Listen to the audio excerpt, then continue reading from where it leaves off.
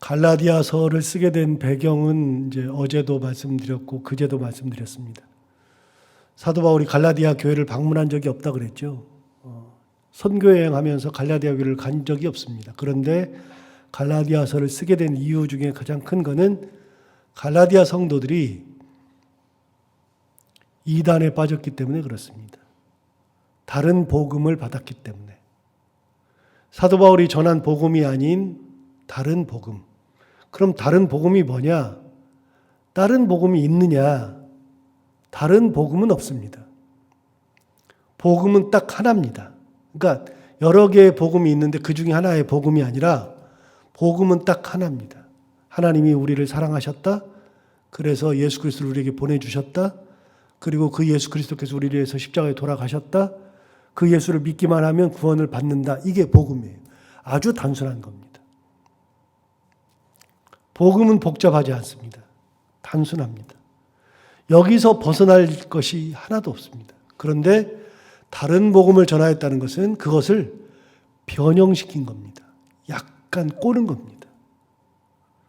다른 복음이라는 것 자체가 없고요. 변형시키는 겁니다. 사람이 변형시키는 거죠. 그런데 그 변형시키는 것에 사람들이 넘어가 버리는 겁니다. 별 의미 없는 건데, 그래서 여러분 이걸 기억하면 돼요. 딱 이렇게 하나님 우리를 사랑하셨다. 그래서 예수 그리스도를 보내주셨다. 주께서 우리를 위해서 피 흘려 돌아가셨다. 우리가 그 예수를 믿음으로 구원받는다. 요거 외에는 없습니다. 세상이 두 쪽 나도요. 요거 외에는 없습니다. 우리가 예수를 믿음으로 구원을 받는 거지 다른 걸로 구원받는 게 아니에요. 지난번에 얘기한 것처럼 어제도 얘기했고 그제도 얘기한 것처럼 구원받은 날짜로 구원받는 게 아닙니다. 날짜가 뭐가 중요합니까? 구원받은 사실이 중요한 거지. 믿음으로 구원받는 것이 중요하지 다른 건 하나도 중요한 게 아닙니다. 그런데 자꾸만 그런 거를 얘기하니까 거기에 현혹돼요. 그리고 예수 그리스도 외에 다른 사람이 들어오면 그건 복음이 아닙니다. 예수 그리스도를 대체할 수 있는 것들은 세상에 아무것도 없습니다. 이제 종교다원주의 말씀드렸지만 종교다원주의는 예수님 외에도 구원받을 수 있는 길이 있다. 다만 예수님은 직방으로 하나님께 올라가고 다른 것들은 조금 힘들기는 해도 계단식 구원 얘기한다 그랬죠. 이거 계단식 구원은 천주교에서 얘기하는 거라고 그랬잖아요. 1962년에 칼 라너라고 하는 사람이 신학자가 만들어낸 개념이 계단식 구원론입니다. 이렇게. 그래서 맨 위에 하나님과 가장 가까운 곳에 예수님이 계시고 그 밑에 뭐 부처가 있고 뭐 이런 식입니다. 말도 안 되는 얘기입니다. 예수 외에는 다른 이름을 우리에게 주신 일이 없다. 사도행전 4장에서 베드로가 이야기한 거죠. 그거는 양보할 수 있는 사항이 아닙니다. 누가 예수님을 대신합니까? 안 됩니다. 그러니까 종교다원주의는 말이 안 됩니다. 다른 종교를 존중할 수 있죠. 당연히 존중해야죠. 그러나 존중한다 그래가지고 그게 맞다? 그건 아니에요. 우리는 타협하거나 뭐 같이 이야기하거나 그럴 수 있는 것은 안 돼요. 절대로 타협 불가합니다. 예수님 외에 다른 누가 그 자리를 대신할 수 없습니다. 이단의 특징은 예수님 대신에 다른 사람이 들어가는 겁니다. 그래서 교주가 들어가죠. 교주를 숭배하죠. 교주를 숭배하는 순간에 이거는 이단입니다. 절대로 안 됩니다. 하늘이 두 쪽 나도 안 됩니다. 교회가 목사를 신격화하기 시작하면 이단이나 뭐가 다릅니까?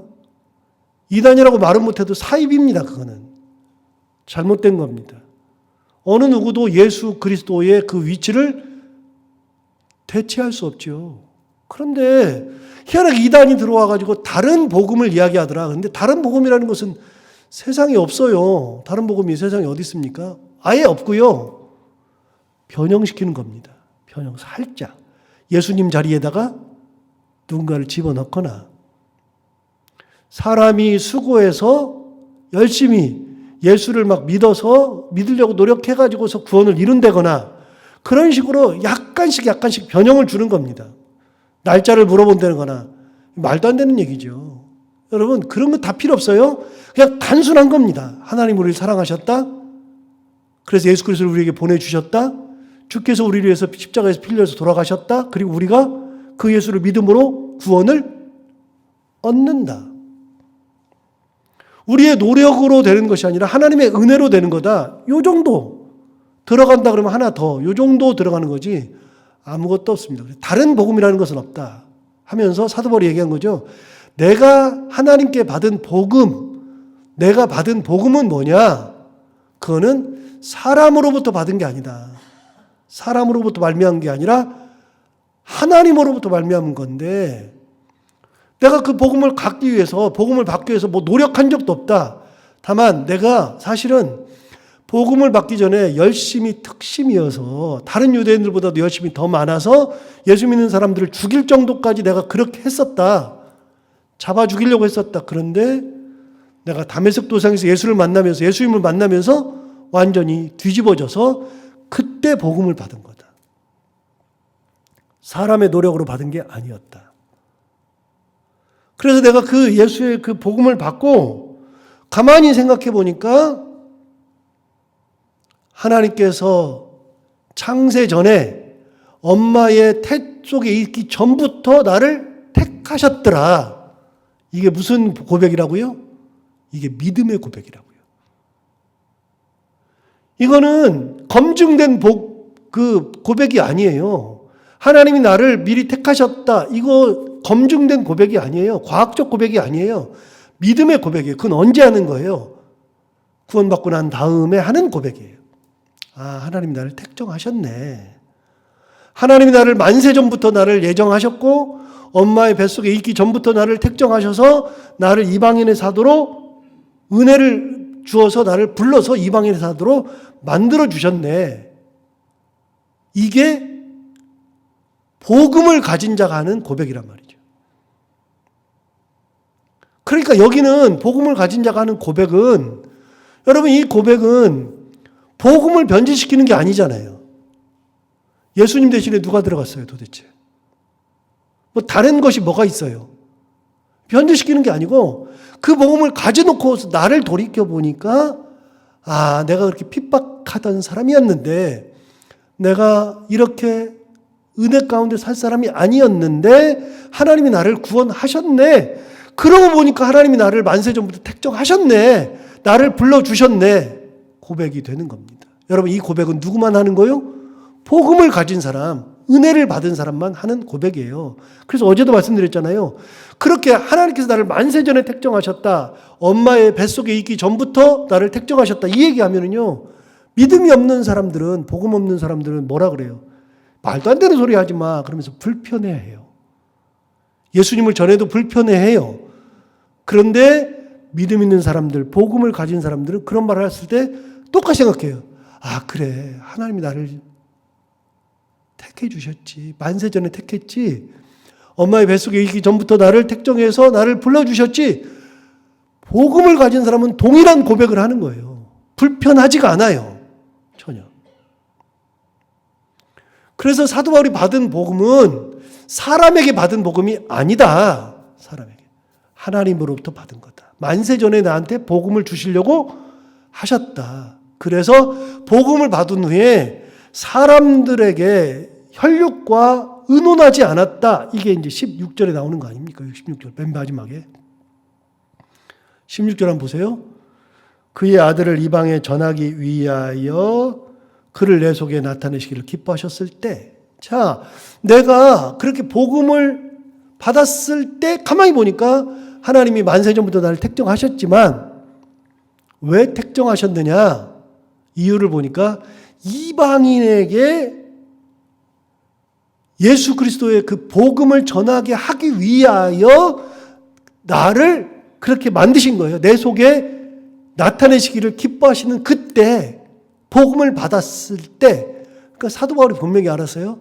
내가 택정받은 이유를 또 보니까 그런 거예요. 택정받은 거는 만세전에 한 거예요. 내가 어머니의 태 있을 때부터 나를 택정하시고 나를 불렀어요. 그런데 그렇게 부르신 하나님의 뜻을 왜 불렀을까? 나 같은 사람, 핍박하던 사람, 나처럼 못된 사람, 사람 죽였던 사람을 스데반까지도 죽이는데 앞장섰던 나를 왜 불렀을까를 생각해 보니까 만세전부터 택정하신 건 맞는데 왜 불렀을까? 이방인에게 복음을 전하게 하시려고. 이방인에게 복음 전하게 하시려고. 저를 왜 불러서 여기다가 세워놓으셨을까?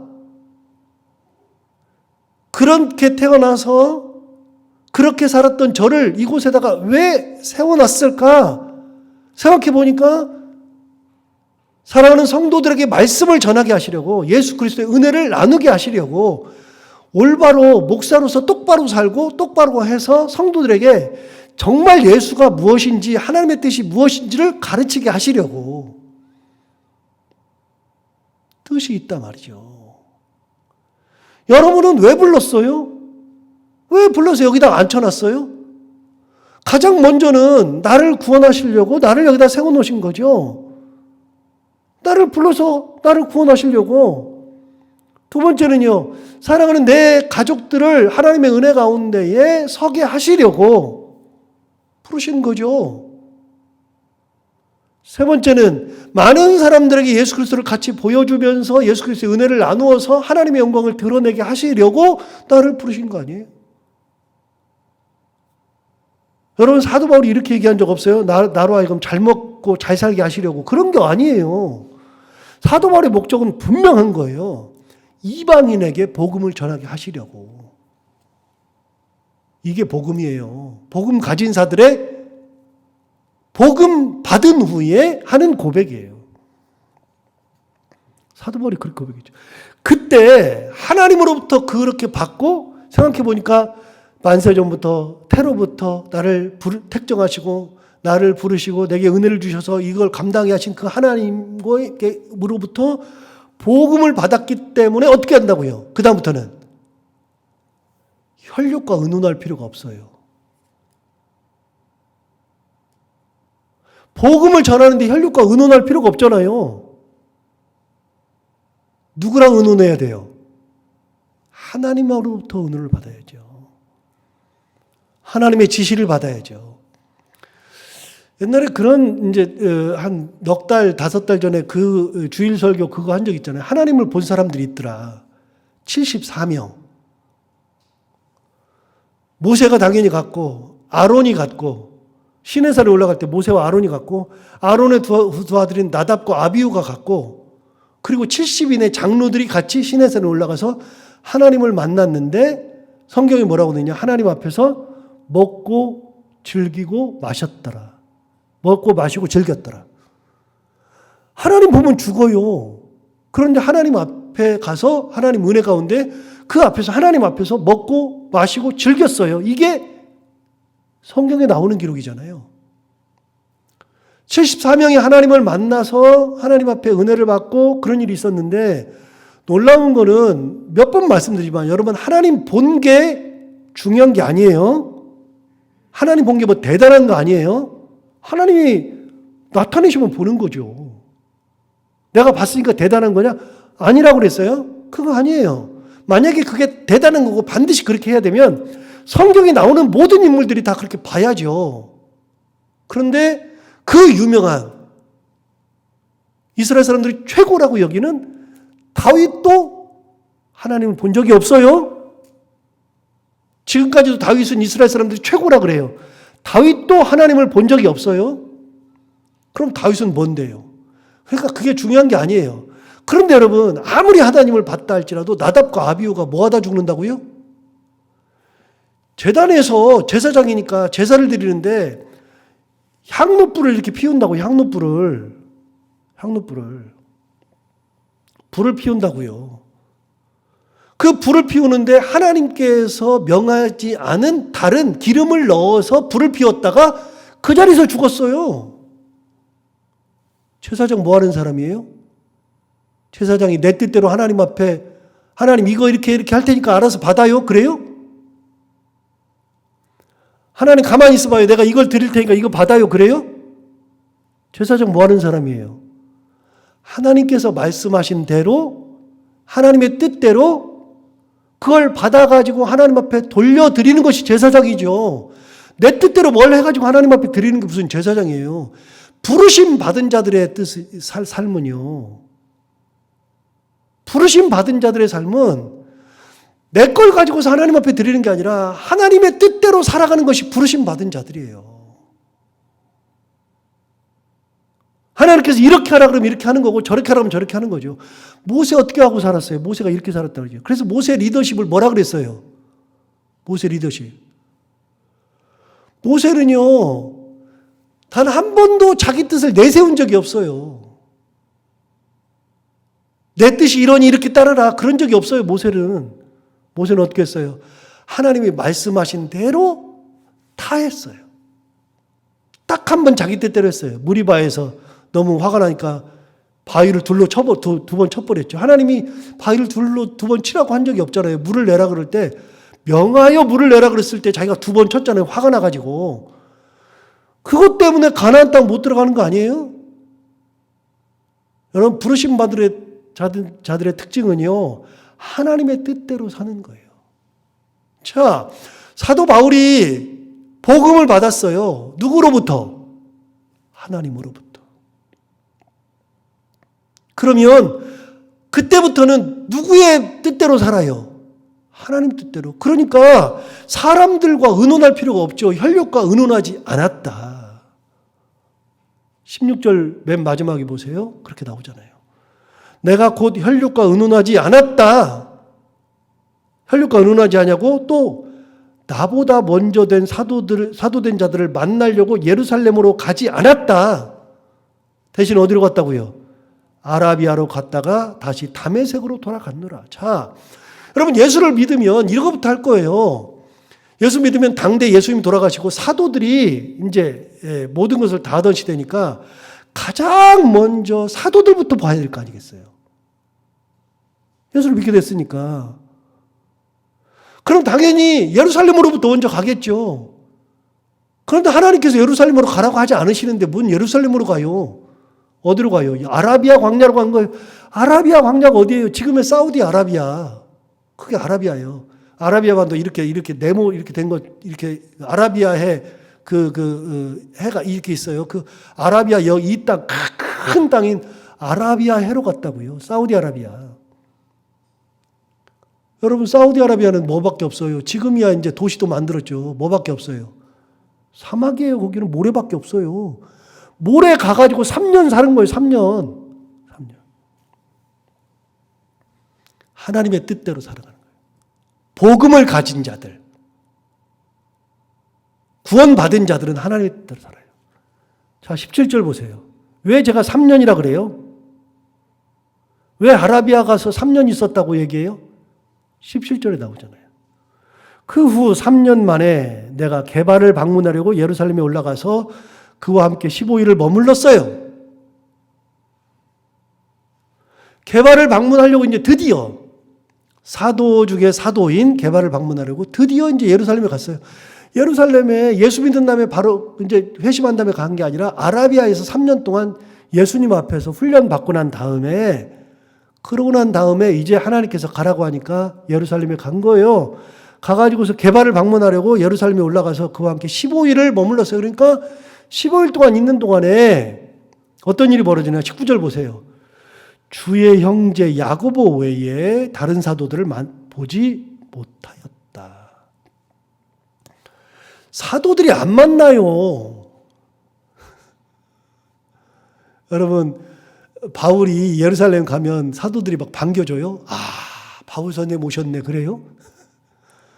이 바울을 알기나 해요? 지금 이 바울이 뭐 유명한 사도가 됐어요? 안 됐잖아요. 다메섹에서 회심한 다음에 아라비아로 갔다가 게바 만나려고 예루살렘 가서 게바는 만났어요. 그런데 다른 사도들이 만나라도 주냐고요. 안 만나줘요. 그래서 여러분 뭐라 그래? 19절 다시 보세요. 주의 형제 야고보 외에 다른 사도들을 보지 못하였다. 그러니까 야고보는 12제자 중에 한 명이잖아요. 베안야. 그래서 3대 제자. 그래서 베드로, 요한, 야고보 이게 3대 제자. 그래서 야고보라고 생각하기 쉬운데 그게 아니고 여기 보시면 19절에 보시면 어떤 야고보예요? 주의 형제 야고보니까 여러분 주의 형제 야고보가 있어요? 예수님의 동생이 4명 있다 그랬잖아요. 예수님의 동생 4명. 그게 어디에 나오냐? 마태복음 13장 55절에 나와요. 그래서 저는 4명을 기억 못하면 마태복음 13장 55절을 이렇게 가끔 쳐다봐요. 4명은 분명해요. 그 다음에 여자 동생들이 꽤 있어요. 그런데 여자 동생은 몇 명인지 몰라요. 여자 동생들이 있는 건 성경에 나오니까. 그러니까 예수님이 성령으로 잉태된 다음에 요셉과 마리아 사이에 4명의 남동생을 낳고 여자 동생을 꽤 낳아요. 그게 4명의 남동생이 마태복음 13장 55절에 나오는데 그 순서대로 보면 야고보, 요셉, 시몬, 유다예요. 야고보, 요셉, 시몬, 유다. 야고보가 예수님의 동생이라고요. 요셉도 그 동생, 시몬도 동생, 유다도 동생. 4명의 예수님의 동생이 있는데 예루살렘에 올라가가지고 게바는 만났는데 나머지 12제자는 보지도 못했고 누구만 만났다고요? 예수님의 동생인 야고보만 만났어요. 만나주지도 않았어요. 사도 바울을. 복음 가졌다 그래가지고 3년 동안 아라비아 광야 가가지고서 수도하고 왔고 예수님 만나서 제자 됐다 그래서 사람들이 알아주긴 하나요? 그런데 여러분 중요한 게 있어요. 안 알아주면 또 어때요? 안 알아주면. 어제 갑자기 그 하충현 목사님한테 전화가 와가지고 워커힐 호텔에서 커피 한잔 하자 그래서 그 비싼데 자꾸 거기 가려고 그러냐 그랬더니 본인이 사주겠다 그래가지고 가서 이제 커피 한잔 하고 왔는데 저녁에 갔는데 커피 한 잔이 22,000원이에요. 거기다가 봉사료 해가지고 봉사료가 기본적으로 이제 그런 데는 봉사료 서비스 차지 거기에서 10%인데 호텔은 15%가 20%가 그럴 거예요. 22,000원에 10%만 붙여도 2,200원 더 붙어서 커피 한 잔에 24,200원, 15% 붙으면 26,000원 돼요. 그거 제가 한 잔씩 마시고 왔는데, 그거면은 지금 먹을 게 한두 가지가 아닌데 지금 고기를 사도 얼마인데. 거기서 마시자 그래서 마셨어요. 마셨는데 하충현 목사님이 그런 얘기 하는 거예요. 유 목사 박사학위 받은 거 어디 쓸 거야? 그래서, 뭘 어디 써요? 우리 교회에서 쓰면 되지. 우리 교회에서 성도들 같이 쓰면 되지. 그거 아까워서 어떡해? 뭘 아까워요, 아깝기는. 그게 얼마나 대단한 거라고. 여러분, 얼마나 대단해요? 제가 생각해도 대단한 거 아니에요. 학위를 받았으면 뭐 할 건데요? 주님이 쓰셔야지. 어디 가서 강의해야 돼요? 저는 강의가 귀찮아 죽겠어요. 다른 사람 가르치는 거 자체가 귀찮아 죽겠어요. 우리 교회 성도들하고 설교만 해도 힘에 벅찬데, 대단해요? 별로 대단하지 않아요. 다른 사람들 가끔 그래요. 저보고 아깝다고. 이런 거. 아깝기는 뭘 아까워요. 설교만 해도 감사해 죽겠는데. 이 단에 세운 것만 해도 감사해 죽겠는데. 교만할 틈이 없어요. 뭘 교만해요. 얼마나 아까워서요. 저 아니어도 할 사람 많지. 사도 바울이요. 그 많은 학문을 하고서 아라비아 광야 갔다 왔어요. 대단한 거 아니에요? 대단한 게 뭘 대단해요. 예루살렘에서 알아주지도 않는데. 의미 있어요? 별 의미 없지. 때가 돼야 쓰시는 거지. 여러분, 하나님께서 나를 쓰실 때 쓰는 거예요. 하나님께서 나를 이끌고 보낼 때 가는 거요. 하나님께서 하라 그러실 때 하는 거요. 얼마나 대단한 게 있어요. 사도 바울 아라비아 광야 갔다가 예루살렘에 가가지고 문전박대만 당하고 온 거예요. 보세요. 예수님의 동생 야고보 외에는 다른 어떤 사도도 만난 적이 없다. 만나주기나 하나요? 만나주기나. 안 만나준다니까요. 사도 바울이. 대단한 거라고. 19절 볼까요? 사도 바울이 이렇게 얘기했어요. 보라, 내가 너희에게 쓰는 것은 하나님 앞에서 거짓말이 아니로다. 거짓말이 아니래요. 나는 그때 그런 취급도 받았어. 복음만 있으면 되지. 복음 가지고서 내가 위대하게 쓰여야 된다. 복음 가지고 있으니까 내가 사람들한테 위대해져야 된다. 그런 게 어디가 있어요. 그때는 그렇게 쓰고, 이때는 이렇게 쓰고, 저 때는 저렇게 쓰시고, 하나님이 쓰시는 대로 쓰는 거예요. 그럼 되는 거지. 자, 21절 볼까요? 그 후에 내가 수리아와 길리기아 지방에 이르렀으나, 이제는 예루살렘에서 문전박대 당하고 수리아와 길리기아 지방에 갔어요. 길리기아는 이제 사도 바울의 고향이죠. 다소가 있는 곳. 사도 바울의 고향이 길리기아 다소니까 이제 거기에서도 말씀을 전해요. 이제 수리아는 안디옥을 얘기하는 거예요. 안디옥은 두 개가 있다 그랬어요. 수리아 안디옥, 비시디아 안디옥. 그 수리아라는 단어가 나오면 신약 성경에 수리아라는 단어가 나오면 안디옥이에요. 안디옥이 어느 교회죠? 선교사 파송했던 교회. 사도 바울과 바나바가 함께 목회했던 곳이 안디옥. 사도행전 13장에 나오는 거, 그 안디옥. 그 안디옥과 다소, 길리기아 지방에서 이르러서 예수 그리스도를 전해요. 그런데 22절 보세요. 그리스도 안에 있는 유대의 교회들이 나를 얼굴로는 알지 못하고 다만 우리를 박해하던 자가 전에 멸하려던 그 믿음을 지금 전한다음을 들었어요. 여러분, 사도 바울은요, 명성이 자자했습니다. 뭘로요? 예수 믿는 사람으로, 예수 전하는 사람으로. 그게 아니고 옛날에 예수 믿는 사람 잡아 죽이는 걸로. 그 명성을 들었어요. 다 들었어요. 예루살렘뿐만이 아니라 다메섹까지 가서 그런 짓 했다? 다 알아요. 그 지방에 있는 길리기아는요, 사도 바울이 그 예루살렘에서 다메섹 가는 곳은 여기예요.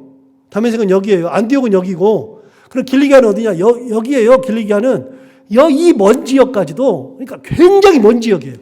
거기까지도 사도 바울의 명성이 자자했어요. 영어의 표현 중에 유명하다, 명성이 자자하다, 그 표현은 두 가지가 있어요. 명성이 자자하다는 것은 좋은 것으로 명성이 자자할 때는 fame이라는 단어를 쓰는데, 악랄한 것으로 자자하다 그러는 노토리오스라는 표현을 써요. 그러니까 사도 바울은 악랄한 것으로 명성이 자자한 거예요. 예수 믿는 사람 잡아 죽이는 걸로. 노토리오스한 거예요. 굉장히 노토리오스. 그래서 노토리오스한 사람이에요. 딱 들으면 공포심을 갖는 사람이 사도 바울이에요. 그렇게 명성이 악랄한 걸로 자자한 사람이 길리기아까지도 소문이 다 났는데 그 사람이 예수를 전한대요. 어느 순간에 바뀌어가지고 예수를 전하는데 몇 년 지났는데 보니까 예수님을 전하고 있어. 와, 정말 대단하다. 하나님이 저 사람을 저렇게 바꿨어? 저렇게 하시네. 그래서 여러분 22절 23절 다시 봐봐요. 그리스도 안에 있는 유대의 교회들이 나를 얼굴로는 알지 못해요. 사도 바울이 누군지를 몰라. 근데 사도 바울은 알아. 23절. 다만 우리를 박해하던 자가 전에 우리를 멸하려던 그 믿음을 지금 전한다. 그 사람이 지금 이제 믿음 전한다함을 듣고 24절. 나로 말미암아 하나님께 영광을 돌리니라. 사도 바울을 통해서 하나님 앞에 영광 돌린 거예요. 자, 여기 중요한 게 있어요. 나로 말미암았다니까 내가 드러난 게 아니고요. 나는 한 게 없어. 그냥 전한 것뿐이야. 근데 나를 통해서 하나님께서 영광을 받으시는 거예요. 핵심이 뭐예요? 하나님께서 영광을 받으시더라. 복음 가진 자들은 하나님의 영광을 가로채면 안 돼요. 하나님의 영광이 드러나야지. 나를 통해서 드러날 수 있죠. 여러분 통해서 드러날 수 있죠. 좋은 거예요, 아주. 그런데 나를 통해서 드러났다 그래서 내가 교만하다? 말도 안 되는 거예요. 의미 없는 거예요.